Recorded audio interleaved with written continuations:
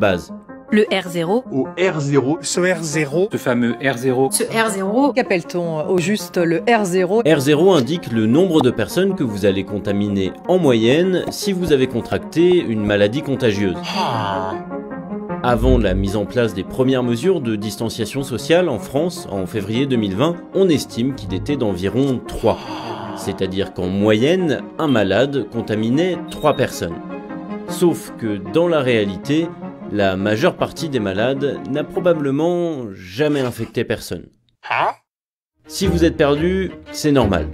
Pour y voir un peu plus clair, je dois vous parler du coefficient de dispersion kappa et de conditions superpropagatrices.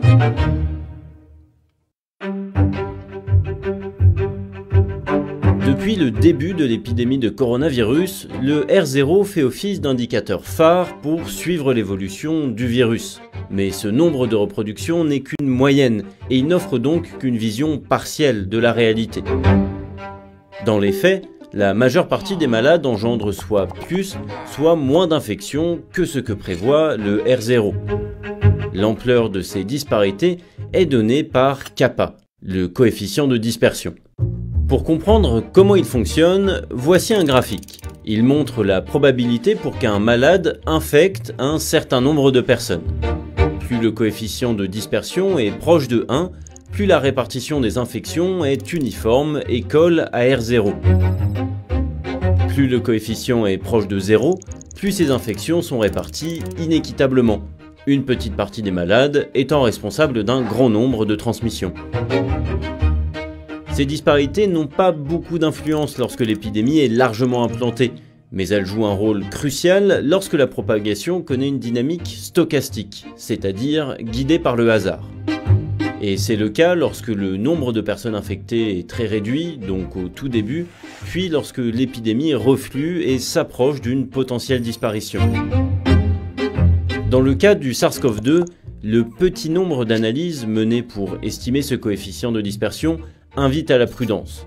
Mais d'après les premières observations menées sur la diffusion du virus, il serait probablement assez faible, inférieur à 0,5.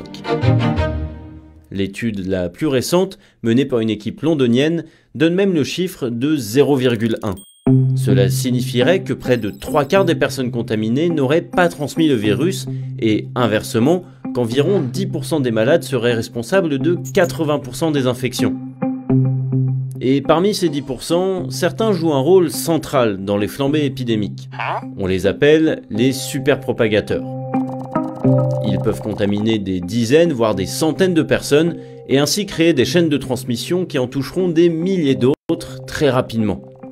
C'est ce qui s'est passé en Corée du Sud à la mi-février avec la patiente 31. Cette femme malade a fréquenté 2 services religieux où elle a pu contaminer des centaines de personnes. Très rapidement, cet événement superpropagateur a indirectement engendré la contamination de plusieurs milliers de personnes. Une équipe de chercheurs internationaux, menée par Benjamin Althus, s'est penchée sur le sujet et a distingué 4 grandes familles de causes superpropagatrices. D'abord, il existe des causes individuelles biologiques, que nous comprenons encore assez mal. Certaines personnes transmettraient le virus plus facilement, par exemple parce que leur postillon serait plus chargé en virus. Toujours au niveau de l'individu, des spécificités sociales peuvent aussi jouer. Par exemple, quelqu'un qui voit énormément de monde au quotidien ou qui lit différents groupes d'individus peut jouer un rôle crucial au début d'une épidémie, comme un réceptionniste ou un vendeur. Et puis, les 2 autres causes superpropagatrices se situent à l'échelle de la société. D'abord, il existe des lieux à haut risque. Les fréquenter, c'est s'exposer à une probabilité élevée d'événements superpropagateurs. Prisons, hôpitaux, abattoirs, maisons de retraite, etc. Ils facilitent la transmission du virus car ils sont clos, densément fréquentés et ils mettent en relation différentes communautés. Enfin, la dernière catégorie de superpropagateurs est celle de scénarios opportunistes. Il s'agit d'événements qui vont exceptionnellement soit rassembler un grand nombre de personnes, comme à un concert, soit créer des conditions augmentant la probabilité qu'un malade transmette le virus, s'il chante, s'il crie ou s'il y a accolade et embrassade. Le scénario le plus risqué étant bien sûr un mélange des deux. Boîtes de nuit, offices religieux, événements sportifs, etc. Maintenant, si des scientifiques se sont penchés sur le sujet, ce n'est pas uniquement pour le plaisir de catégoriser des choses. Il existe deux raisons principales qui justifient de s'intéresser au coefficient de dispersion du SARS-CoV-2. Déjà, parce que cela permettrait de comprendre les mois qui ont précédé l'épidémie en France, puisque rétrospectivement, on suspecte la présence de cas de Covid-19 dès la fin 2019 dans le pays. Avec un kappa égal à 0,1, 3/4 des malades ne transmettent pas le virus. Donc le fait que ces hypothétiques cas en 2019 n'aient pas donné lieu à une flambée épidémique serait logique. Mais surtout, cette lecture de la propagation offre des outils pour accompagner la fin de l'épidémie. Voilà comment. Pour se développer, les flambées épidémiques semblent donc avoir besoin d'événements superpropagateurs.